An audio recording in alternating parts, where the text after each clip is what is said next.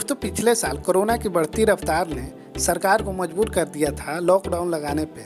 और दोस्तों उस लॉकडाउन के समय में लोगों को बहुत बड़ी परेशानियों का सामना करना पड़ा था। दोस्तों इससे सबसे ज़्यादा प्रभावित हुए थे वो थे प्रवासी मजदूर, जो कि ज़्यादातर यूपी और बिहार के थे। आप सभी ने भी न्यूज़ चैनल पर उनकी हालत तो देखी ही होगी कि किस तरीके से वो अपने अपने घर जाने के लिए कितनी सारे परेशानियों का सामना किया उन्होंने।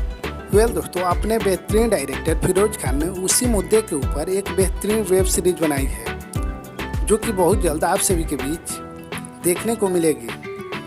दोस्तों भोजपुरी में फिरोज खान ने कई सारी बेहतरीन फिल्मों बनाई है। अब फिरोज खान लॉकडाउन जैसे बेहतरीन वेब सीरीज लेकर आ रहे हैं। दोस्तों ये वेब सीरीज बहुत ही खास होने वाली है, क्योंकि ये वेब सीरीज सच्ची घटना पर आधारित है। दोस्तों अगर बात करें स्टार कास्ट की, तो इस वेब सीरीज में कई बेहतरीन कलाकार नजर आने वाले हैं, जिसमें अरविंद अकेला कल्लू, संजय पांडे, मनोज टाइगर और प्रकाश झा जैसे कई बेहतरीन कलाकार हैं।